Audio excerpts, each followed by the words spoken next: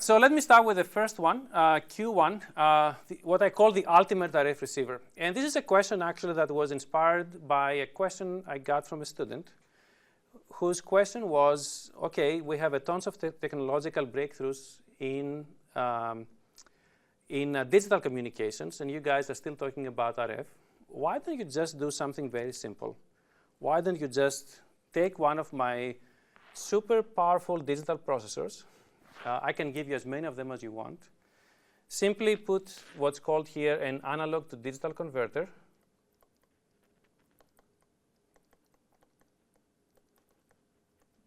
This is what the ADC stands for. And then stick an antenna to the system, and here you have it.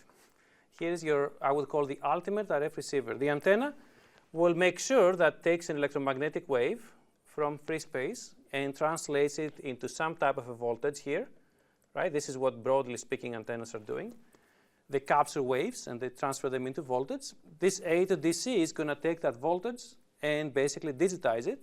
And then I can do the rest of my processing with my digital processors. So that's it. Your field is done. And our advancement from digital communication, basically in digital signal processing, is basically ending RF. Now, the interesting thing about this question is that it's not entirely off basis.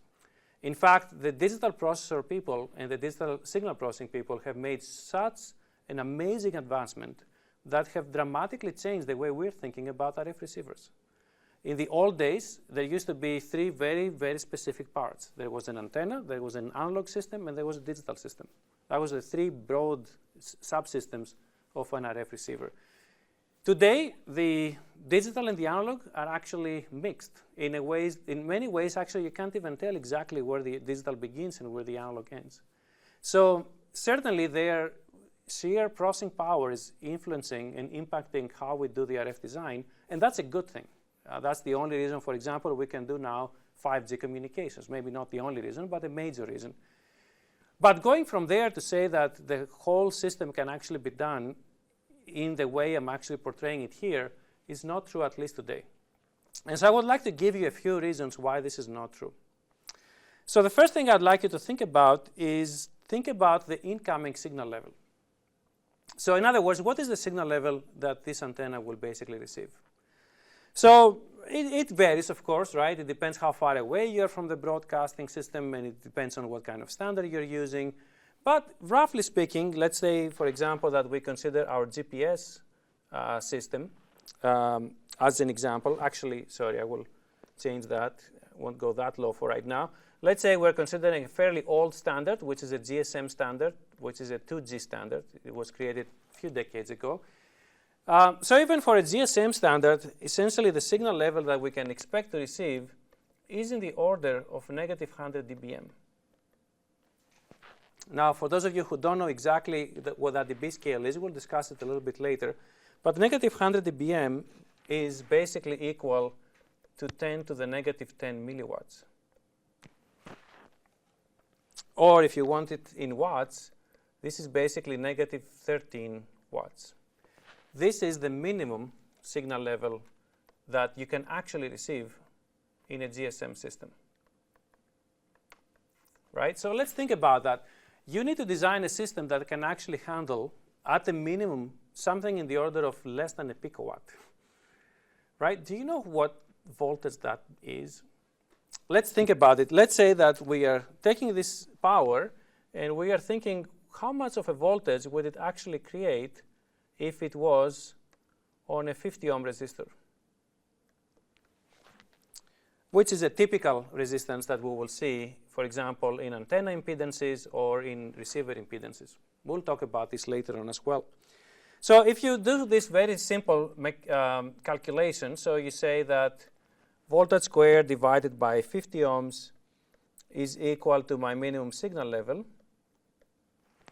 you will find out that the voltage that you're supposed to be receiving approximately is in the order of 2 microvolts. So this is the first challenge that we have to think about. Essentially, if we just implement exactly the architecture I have here on the board, and we call that the ultimate RF receiver, we have to be dealing right at the input of my ADC with basically voltages in the order of microvolts. And for those of you who have taken any digital electronics, it's obvious that this doesn't work. We basically need voltages in the order of volts to basically, or subvolts, to basically make this thing work.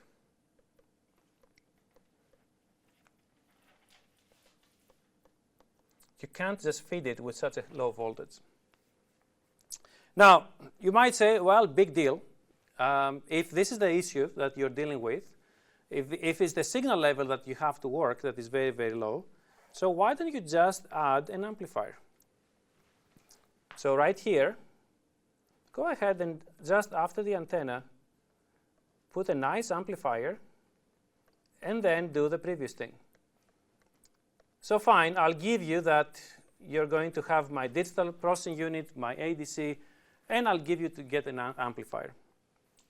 Now, how much amplification do we need?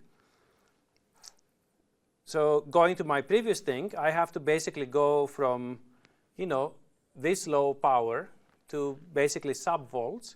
So I need an amplification in the order of, let's say, roughly 100 dBs.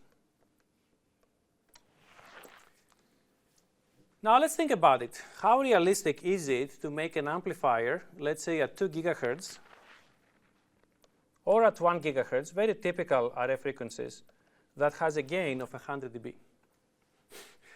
It's totally unrealistic, and let's think of why that's the case. And some of you who have done amplifier design are already smiling. So first of all, it's a very non-trivial task, because the first issue that your amplifier will have is efficiency. Right? Amplifiers at 10 or 1 or 2 gigahertz, they're not incredibly efficient, right? And in fact, these things get worse if you go to 10 gigahertz, 20 or 30 gigahertz. That means you'll have to spend an immense amount of DC power to actually get this type of a gain. Just from an efficiency perspective, simply doesn't work. You don't want to have a small cell phone and a truck to carry its battery for this thing to work. So just from an efficiency, because again, remember that an amplifier is simply taking DC power and makes it into RF, that efficiency is pretty low.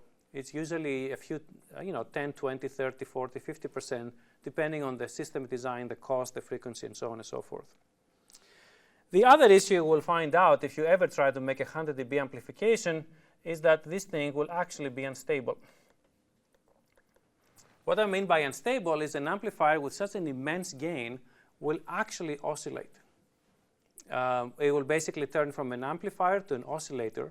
It will be an unstable system. And for those of you who have, again, taken any signal theory course, such immense gains can't really be realized easily. And so instability will be your another big nightmare. Now you may say, okay, I'm going to fight instability by actually breaking this amplifier into multiple stages. So how about if I just break this amplifier into 5 stages, and each stage has just 20 dB of gain? Can I live with that?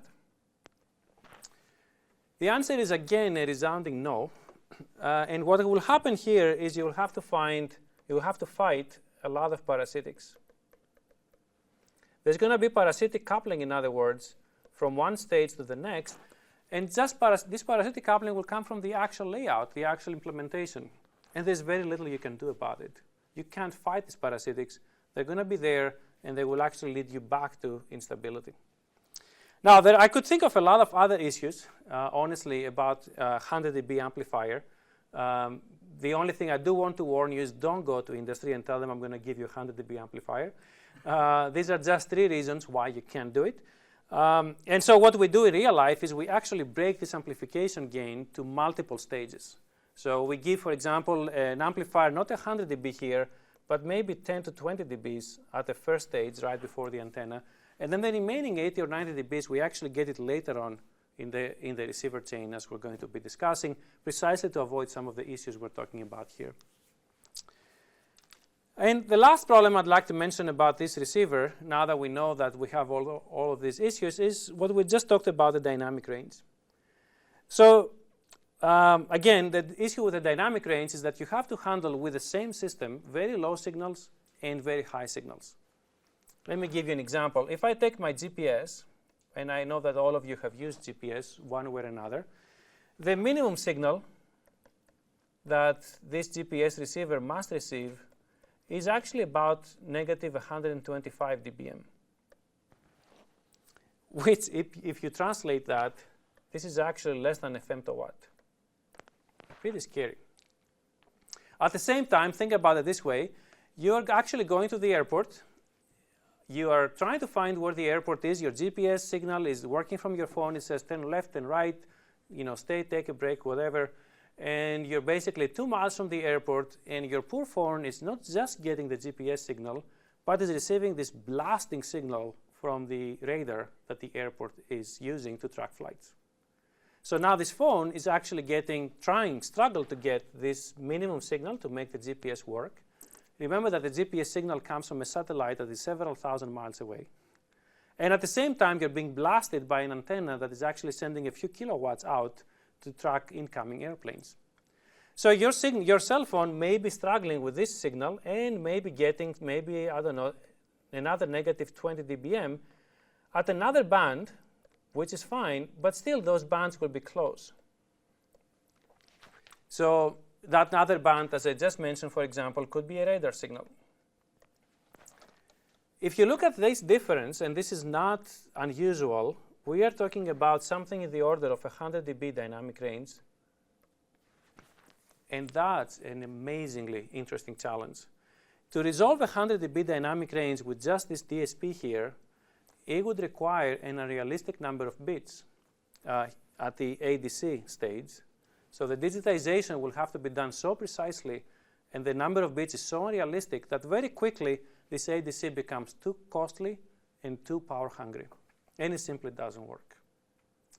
So these are just 3 examples, 3 reasons, and just to review them very quickly. Reason number 1, the incoming signal level being too low.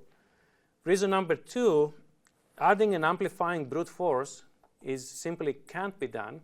And reason number 3, even if you attempt to do anything like this, you now have to digitize with an amazingly high number of bits that will make your system very hungry power-wise and very costly power-wise. And I haven't even started talking about here many of the other challenges that we have to deal with. For example, we have to deal with intentional interferers. Somebody must be able to defend if somebody tries to basically interfere with your system. And here, there is absolutely zero protection against intentional interferers. All right, so this is a quick introduction for Q1, why we can't just simply stick an antenna to a computer and expect things to work. So if your friends from digital communications or computer engineers tell you that just take an antenna and put it in front of my computer, here's the reason why we can't do that.